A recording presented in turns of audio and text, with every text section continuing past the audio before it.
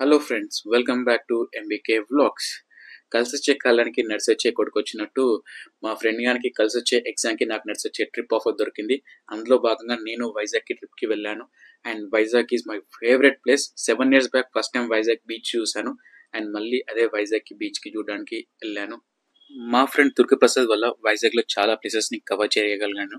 And Vizag beach చూడగానే మాత్రం నాకు ఎప్పుడైనా కానీ నయనం నయనం కలిసే తరుణం, ఎదనం పెరిగే పెరిగే వేగం, నా కదిలే మనసుని అడిగే సాయం అనే విజయ్ దేవరకొండ డైలాగ్ లెవెల్లో చెప్దాం అనుకుంటాను కానీ నాకు రాదు.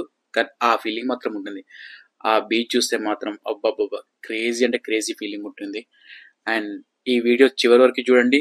అండ్ నా కంటెంట్ని ఇంప్రూవ్ చేయడానికి ట్రై చేస్తూనే ఉంటాను.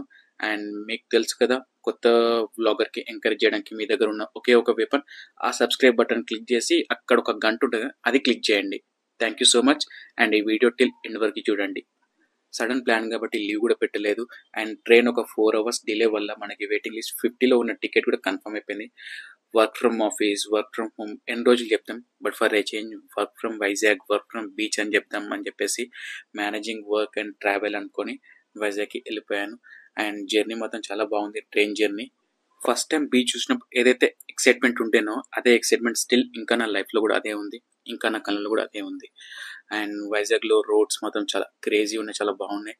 ఆ ప్లెజెంట్ రోడ్స్. ఎర్లీ మార్నింగ్ మా జర్నీ అయితే, మా ట్రిప్ని అయితే స్టార్ట్ చేసాం. అండ్ ఫస్ట్ మన ఫేవరెట్ ప్లేస్, మన ట్రిప్ వచ్చేసి రుషికొండ బీచ్. అండ్ జగన్ మామయ్య పరిపాలనలో మాత్రం రుషికొండకి అయితే చాలా పెద్ద పేరు వచ్చేసింది, మీకు అందరికి తెలిసింది కన్స్ట్రక్షన్స్ వల్ల. అండ్ అక్కడ ఆ బీచ్ రోడ్లో బీచ్ రైడ్స్ మాత్రం చాలా అంటే చాలా బాగుంటాయి. అండ్ చాలా హ్యాపీ ఫీలింగ్ దొరుకుతుంది మనకి. అండ్ ఆ రుషికొండ బీచ్లో స్కూబా డైవింగ్ ఉంది, స్పీడ్ బోటింగ్ ఉంది. బట్ వెదర్ సరిగ్గా అనుకూలంగా లేదు. And next time scuba diving అయితే చేద్దామని చెప్పేసి అనుకున్నాను. వైజాగ్లో పీపుల్కి day starts and end with బీచే. బికాస్ మార్నింగ్ వాక్కి బీచ్కి వెళ్తారు, ఈవినింగ్ ముచ్చట్లు పెట్టడానికి బీచ్కి వెళ్తుంటారు. వాళ్ళకి ప్రాబ్లం వచ్చిన బీచ్, ఆనందం వచ్చిన బీచే అని చెప్పేసి ఎన్నో కథలు చెప్పుకుంటారు. ఆ బీచ్లకి ఎన్నో కోరికలు ఉంటాయి, బీచ్ కోరుకుంటూనే ఉంటారు. అండ్ రుషికొండ బీచ్ దగ్గర మస్ట్ అంటే మాత్రం మ్యాగీ. ఆ మ్యాగీ వచ్చేసి 70 రూపీస్ ఉంటుందే కానీ ఆ స్పైసీ మ్యాగీ మాత్రం చాలా బాగుంటుంది. అక్కడ ఇచ్చే ఆ ఎగ్ మ్యాగీ మాత్రం, వంజంగిలో ఎగ్ మ్యాగీ కుట్టెక్కి కొండెక్కినా కానీ 70 ఉంది. అండ్ ఇక్కడ బీచ్ పక్కన కూడా 70 ప్రైస్ ఉంది. కానీ టేస్ట్ మాత్రం ఇది నెక్స్ట్ లెవెల్ ఉంటుంది, మస్ట్ ట్రై. అండ్ అదే రోజు ఈవినింగ్ అయితే ఆర్కే బీచ్కి వెళ్ళాను. అండ్ ఆర్కే బీచ్లో కూడా నైట్ టైం ఆ బీచ్ వ్యూ కూడా చాలా బాగుంది. నాకైతే ఫిష్ తిన్న అసలుకే రాదు, ముళ్ళు ఎలా తీయాలో కూడా తెలీదు. అందుకని చెప్పేసి మా ఫ్రెండ్ దుర్గాగాడు అయితే, అన్న ముళ్ళు లేనిది ఫిష్ తిందామని చెప్పేసి తిన్నాము. అండ్ అక్కడనే మిగిలిన స్ట్రీట్ ఫుడ్స్ ఏవైతే ఉన్నాయో అవన్నీ కూడా చిన్న చిన్నగా ట్రై చేసుకుంటూ అయితే మంచిగా మొదటికి వెళ్తూనే ఉన్నాము.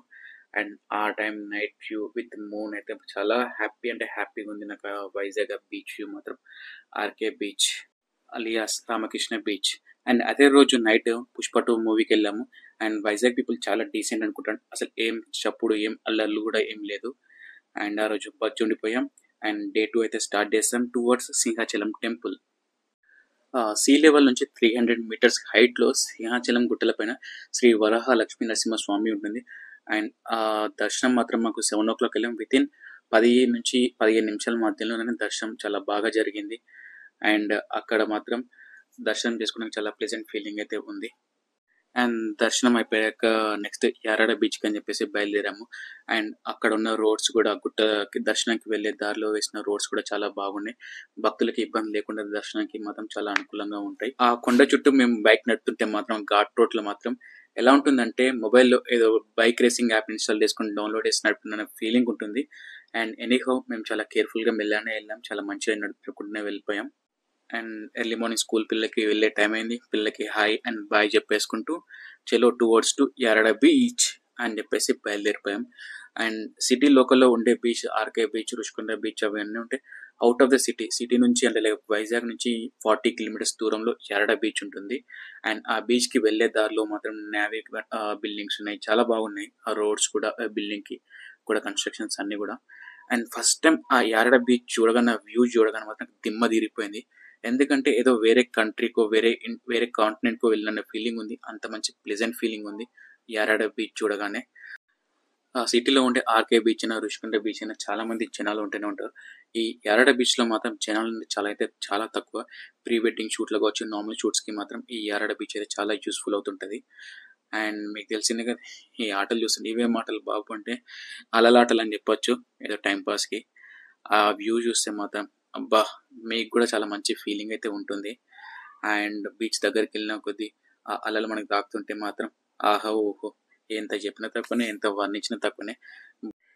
ఎంతసేపు చూసినా చూడాలనిపిస్తూనే ఉంటది. ఎన్నిసార్లు మాట్లాడినా మాట్లాడాలనిపిస్తూనే ఉంటది. ఎంతసేపు చెప్పినా చెప్పాలనిపిస్తూనే ఉంటది.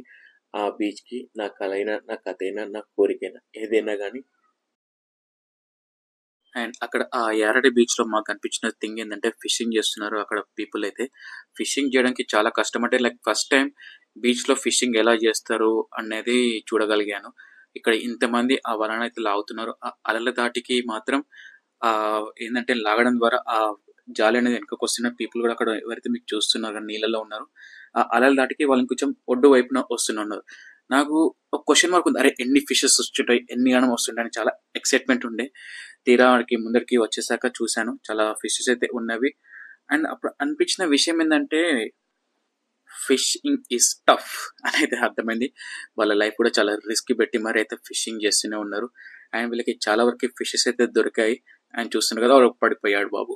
కానీ చాలా కష్టం అండి. ఆడ చూస్తున్న ఫిష్ ఒకటైతే దొరికింది అది గలగలలాడుతుంది. సారీ గిలగిల్లాడుతుంది అక్కడ ఉన్న ఫిష్ అయితే. చూద్దాం పదండి. ఇంతమంది కలిసి ఎన్ని ఫిషెస్ పట్టారు, ఎన్ని ఫిషెస్ ఆ వలకి చిక్కాయని చెప్పేసి చూద్దాము. చూస్తున్నారు కదా అక్కడ ఫిషెస్ ఎన్ని గణమైతే ఉన్నాయో. అండ్ ఇక్కడ నాకు తెలిసిందని వీళ్ళు పట్టిన ప్రతి ఒక్క ఫిష్ అయినా ఏదైతే ఉందో అది ప్రతి ఒక్కటి మనం తినడానికి పనికి రాదంట. కొన్ని మాత్రమే పనికొస్తాయంట. మిగిలిన ఫిషెస్‌ని కొన్నైతే ఏవైతే ఉన్నాయో అవి మళ్ళీ సముద్రానికి వదిలేస్తూనే ఉంటారు. అందులో భాగంగా మీకు చూపిస్తాను. ఏదైతే ఫిష్ వదిలేస్తారో అక్కడ ఉంటుంది. అది తినడానికి పనికి రాదంట. అలానే మా ఫ్రెండ్ దుర్గ గానికి కూడా ఒక ఫిష్ దొరికింది. అది చూసారు కదా! వానికేదో తినడానికి దొరికినట్టు వాని ఎక్సైట్‌మెంట్, వాని ఆనందం. ఆ ఫిష్ కూడా తినడానికి పనికిరాదు. సముద్రానికి ఏసేసాడు. ఆ వస్తూ పోతున్న అలలతోటి ఏవైతే మేము ఏసిన ఫిషెస్‌ని ముందటికొచ్చాయి. ఆ అలలతోటి అవి కూడా వాటంతట వాటే లోపలికెళ్ళిపోయాయి. అండ్ అందులోనే నాకు కూడా ఒక ఫిష్ దొరికింది. అది కూడా పనికిరాదంటే నేను వేద్దామని చెప్పేసి ట్రై చేశాను. బట్ నాకు సరిగ్గా గ్రిప్ లేక అది ఏసేసరికి అండ్ లైఫ్‌లో ప్రతి అడుగుకి ఒక కథ ఉంటుంది. ప్రతి కథకి ఒక ఫలితం ఉంటుంది. నేను ఈ నా జర్నీలో యూట్యూబ్ వైపు వేస్తున్న ప్రతి అడుగు కూడా సక్సెస్‌ఫుల్ కావాలని కోరుకుంటున్నాను. అండ్ మీకు మంచి కంటెంట్ అందివ్వాలని ప్రయత్నిస్తూనే ఉంటాను. And this is about me Bharat MBK vlogs. And this is all about my Vizag and Vizag journey. Thank you for watching. And మీకు తెలుసు కదా!